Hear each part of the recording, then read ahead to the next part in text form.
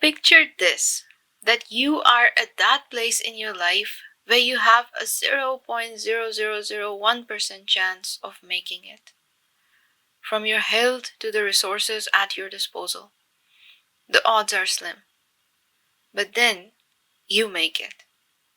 From there to achieving my goals, that has been my journey.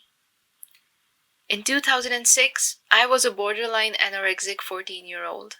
As a result of poor eating habits due to lack of knowledge of nutrition, I developed an extremely low blood hemoglobin count, commonly known as anemia. Now, anemia does a lot of things to your body and mind. It makes the person slow and sluggish, easily tired, with a lack of energy to do much. When you see an anemic person with no energy to do life, all of their symptoms can easily be misdiagnosed as them being depressed. And so my parents, who were clearly not doctors, saw me missing on school because I was simply unable to get out of bed, was tired and quiet most of the time. They got scared and concluded that I'm depressed.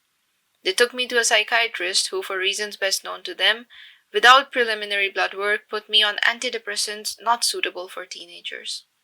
The medicines made me a complete zombie. And so, by 2007, I was in junior high school on the verge of losing an entire academic year because of serious absenteeism due to my health. But fast forward 10 years. I had graduated first class with a master's in psychology. I had dabbled in numerous fields of psychology and human resource management, and I had cleared the highly competitive government service exams as one of the youngest officers of my batch, which is a series of examinations with a final passing ratio of about 2%, selecting around 200 out of some 23,000 qualifying candidates. And how I found my way in those years, I will talk about that today. I can summarize what I've learned in 3 questions. Question number 1. Is it possible to decide your goals in such a way that the goal itself helps to achieve itself? Not because it's easy, but rather because there is little to no intrinsic friction within the goal. I'd call that goal optimization. For me, joining the civil service of Pakistan as a commissioned officer had been a cherished dream for almost 5 years preceding the actual exam, but an active goal which I gave 24/7 preparation to for less than 5 months before the exam started. It was a hairline margin of success with 5 months of working days and nights. My favorite analogy for that is how the bamboo tree grows. Once planted, its soil has to be watered and fertilized every day. And nothing happens for 5 years. It doesn't break through the ground for 5 years, during when it creates an immense root network. And after 5 years, once it does break through the ground, within 5 weeks it shoots up and grows 80 feet tall, which is more than a 7-story building. I find it to be a good analogy for all the hard work we do for where we want to reach. So I'd say never rush when setting goals. Take your time in deciding what you want out of life. I can only see now that even when I wasn't working towards achieving my goal, but all that time, subconsciously, I was collecting the necessary information. I gave years of passive thinking to my goals and the questions surrounding them. And in those 5 years, I wasn't certain that working for law enforcement and public policy is my calling, but it was definitely up there in the list of dreams. It's wise to give a fair amount of incubation period to goals. My second question to myself was, how best to start out on my goal achieving journey? Throughout our lives, and especially in our 20s, we usually decide on a bunch of goals, from personal to professional. With every decision, we are shaping our reality. And because of how significant these decisions are for setting the course of life, knowing how to decide on your goals well is much more important than choosing a goal that sounds conventionally safe. The merit of a single decision cannot be judged by the outcome, but the aggregate of results over time can help us to see the quality of the process by which we make decisions overall. What has helped my life goals to end up going according to plan almost always is two things: to be methodical and consistent. First principles thinking, or reasoning from first principles, is a problem solving technique applied from philosophers to quantum physicists that requires you to break down a complex situation into its most basic facts.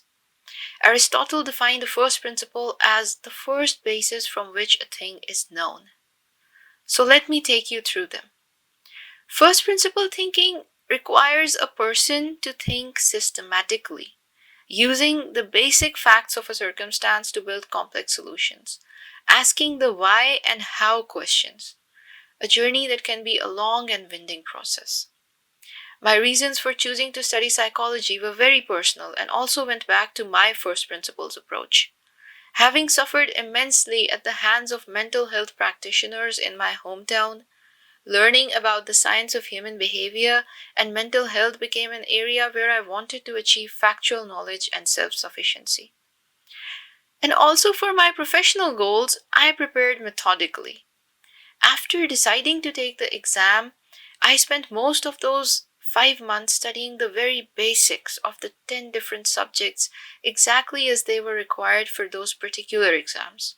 Because I knew that if I understand the underlying fundamentals of my subjects, I will be able to build an infinite number of arguments and applications versus memorizing all those arguments and applications, which takes a significantly longer amount of time.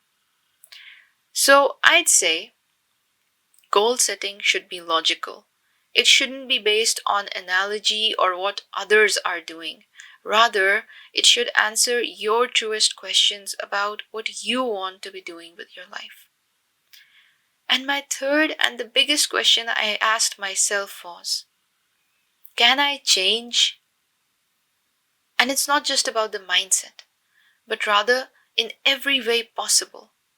What would it take for my health, body, and mind to restructure itself?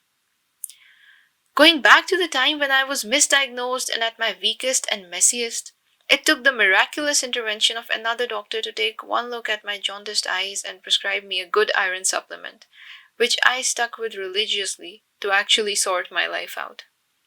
In the 2 years of senior high that it took for my health roller coaster to steady out, my fascination with how the brain works and how it rules every other aspect of performance and achievement increased.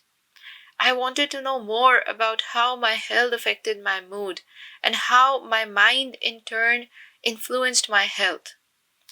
During my clinical internships at two of the major hospitals in my city, my interest in neuroscience increased as I became aware of the biochemical mechanisms behind what we simply view as thoughts and feelings. What I learned is that positive or negative thoughts don't just occur by themselves. They have physical antecedents and they precede physical manifestations of symptoms.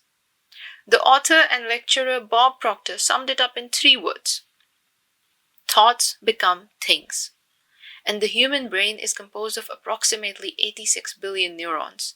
Today, it's understood that the brain possesses the remarkable capacity to reorganize pathways, create new connections, and even build new neurons, a concept called neuroplasticity or brain plasticity. This is a term that refers to the brain's ability to change and adapt, heal and overcome sickness as a result of what we think and do persistently. It refers to the brain's malleability. This means that the more you run a neural circuit in your brain, the stronger that circuit becomes. For example, the more you practice piano or speak a language, the stronger those particular circuits get. The reason I'm telling you this is simply for you to realize the extent of the agency that you hold over your entire reality. For example, you may not have the power to eliminate all stressful factors from your day, which may cause stress-induced poor health outcomes. But you can biologically control how much it affects your body and mind. The habits that you will focus on more will naturally evolve to take up more and more of your time. So if the mindset is constructive, it will move constructively. Versus if you focus on why something cannot be achieved, that helplessness also becomes a reality just as real. And in the long term, what you focus on prevails. You literally craft your own mind by choosing what habits you pay attention towards. And so the three things that helped me achieve my goals have been: number one, to not lose sight of your goal. Think about it even when you're doing other things. Keep the thought, meditate on it. You will develop a sort of mental library where you keep shelving information that's relevant to your goals over time until you gain more and more clarity about the best way to achieve it. Number two, work on your goals with the help of first principles thinking. To achieve your true goals, you'll have to find them out first and then ask yourself, what do I think is going to happen when I accomplish it? Is it something that makes you really, truly happy? Is it your gift to the world? Figure out whether you like the answer and then start to live it from today. And number three, rewire your brain in the direction of your goal by consistently remaking and optimizing your current habits. Because thoughts precede actions, and then the brain leans onto your body's feedback loop generated by your most frequent habits and changes in response to emotions and experiences. And these three aspects are symbolic of my journey. From the girl who wasn't sure how she'd make it alive to the next year, to being an officer I had only imagined in my craziest dreams, to now being in Japan, pursuing another academic major to the fullest and being able to travel the world. You can call it a pretty long journey. But what I'd like to call it is focus on these three aspects of goal setting and mindset development. And if you applied this, I assure you, you'd be able to achieve things you cannot believe possible of yourself yet. Arigatou gozaimasu.